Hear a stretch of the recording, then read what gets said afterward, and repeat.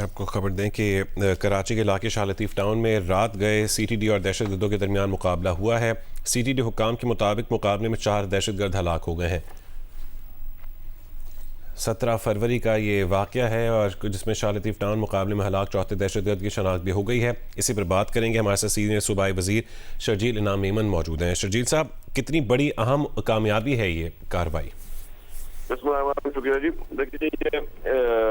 بہت بڑی کارروائی ہے کیونکہ اس سے پہلے کچھ دہشت گرد جو ہے وہ گرفتار، ان کی نشاندہی پہ ہی جو ہے سی ٹی ڈی کی ٹیم نے جو ہے وہ وہاں پہ ریڈ کی اور وہاں پہ مقابلہ ہوا اور شدید فائرنگ کی، جس کے نتیجے میں جو یہ دہشت گرد مارے گئے ہیں۔ اور یہ دہشت گرد جن کا نیت بالکل خراب تھی، اور ان دہشت گردوں کا یہ ٹارگیٹ یہ تھا کہ وہ بہت کریں جس سے پاکستان کو انٹرنیشنل اور جس طریقے سے ہمارے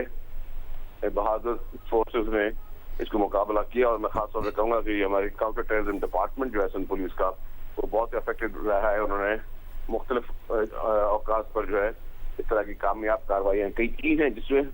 جو ہے دہشت گرد یا تو پکڑے گئے ہیں یا پھر دہشت گرد جو مارے گئے ہیں۔ اچھا شرجیل صاحب، اب اگر دیکھا جائے کہ بلوچستان اور کراچی میں جو بی ایل اے کے اہم کمانڈرز یا پھر جو کارروائیاں کرتے ہیں لوگ موجود ہیں، پریزنس ان کی، اس کے حوالے سے کیا پالیسی اور کیا کارروائیاں کی جا رہی ہیں؟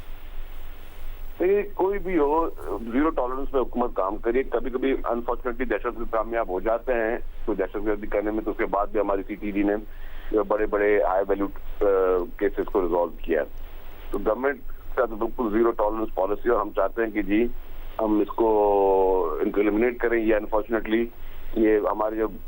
پڑوسی ممالک سے یہ لوگ فنڈنگ لیتے ہیں، وہیں سے یہ ہندوستان سے یہ ان کو فنڈنگ ہوتی ہے، وہیں سے ٹریننگ ہوتی ہے، وہیں سے ان کے پاس اسلحے آتے ہیں۔ تو یہ پورا ان کا نیٹ ورک چل رہا ہے جو کہ ہندوستان کی یہ پراکسی بن کر جو ہے یہ اپنے ملک کے خلاف اس طرح کی کارروائیاں کر رہے ہوتے ہیں۔ تو آپ کے خیال میں اب دہشت گرد تنظیموں کے نیٹ ورک کو مکمل طور پر ختم کرنے کے لیے مزید کن اقدامات کی ضرورت ہے؟ نہیں ہے کہ یہ دہشت گرد مطلب آتے، تو میں نے کہا کہ یہ کراس بارڈر جو ہے اسپانسرشپ ہے، کیونکہ آپ کو پتا ہے کہ جیسے لاسٹ مئی میں جنگ ہوئی تھی، جس طرح آپ نے بھارت کو ایک عبرتناک شکست دی، تو بھارت نے آرام سے تو نہیں بیٹھنا۔ اب ان کو پتا ہے کہ وہ ایک اوپن وار تھی، دو ملک لڑے تھے۔ اب وہ اپنی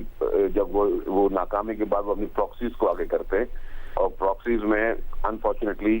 ہمارے پاس سے ہی، ہمارے ملک سے ہی کچھ اس طرح کے نوجوان، جو بھٹکے ہوئے نوجوان، یا وہ یوز ہوتے ہیں یا وہ پیسوں پہ بک جاتے ہیں، اور پھر وہ آ کے اس طرح کی بزرگانہ کارروائیاں کر رہے ہوتے ہیں۔ اچھا، کراچی جیسے بڑے شہر میں یہ کالے دم تنظیموں کے دہشت گردوں کی موجودگی سیکیورٹی اداروں کے لیے کتنا بڑا چیلنج ہے؟ چیلنج دیکھیں، اکنامک ہب ہے، اور وہ ان کا ٹارگیٹ کراچی اسی لیے ہوتا ہے کہ وہ یہ چاہتے ہیں کہ کوئی بہت بڑی کارروائی کر کے انٹرنیشنل پریس میں وہ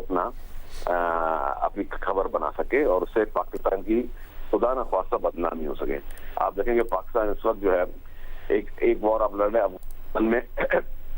جو افغان طالبان رجیم ہے اس کے خلاف، وہ طالبان رجیم جو کہ پاکستان نقصان پہنچاتی ہے، وہ طالبان رجیم جنہوں نے ہماری مساجد میں، ہماری امام بارگاہوں پر اور ہمارے جو ہے اسکولز کے بچوں پر اس نے اٹیک کیا۔ پھر آپ کے پاس ایک اور یہ بی ایل اے ٹائپ دہشت گرد ہے، جو کہ ایک سو کالڈ لبریشن کے نام پر جو ہے یہ بھی فورن فنڈنگ حاصل کر کے اور جو ہے وہ اپنے ملک میں ہی جو ہے اپنے سیکورٹی اداروں کو یا ہمارے جو عام لوگوں کو یا ہمارے فارنرز کو اس طریقے سے وہ نشانہ بنانے کی کوشش کرتے ہیں کہ اگین یہاں پہ کوئی فارن انویسٹمنٹ نہ آئے۔ تو ان کے ٹارگیٹ آج کل جنگ وہ نہیں رہ گئی کہ جو بارڈروں پہ لڑنی ہے، آج کل جنگ زیادہ تر یہ رہ گئی ہے کہ آپ نے ملک کی اکانومی کو بھی ساتھ تباہ کرنا ہوتا ہے۔ اکانومی کو نقصان پہنچانے کے لیے آپ اس طرح کی خبریں بناتے ہیں کہ جی خدا نہ خاصہ یہ پریشر دینا چاہتے ہیں کہ جی آپ نے کبھی فارنر کو اٹیک کر دیا، کبھی آپ نے کسی بزنس آپ کو اٹیک کر دیا، تاکہ آپ کے جو بزنس کمیونٹی ہے یا آپ انویسٹر کمیونٹی ہے ان کا اعتماد نہ ہو۔ تو یہ ایک ملٹی پرپز وار ہوتی ہے، اور اس میں ملک کے کبھی کبھی انتظار ہوتے ہیں کہ جی آپ کے اسٹریٹجک ایسٹ کو کم نقصان پہنچائے، کبھی یہ آپ کے فائنینشیل ہب کو نقصان پہنچانا چاہتے ہیں، آپ کی اکانومی کو نقصان پہنچانا چاہتے ہیں۔ یہی وار ہے۔ ٹھیک، بہت شکریہ شرجیل انعام میمن صاحب جی نیوز سے گفتگو کرنے کے لیے۔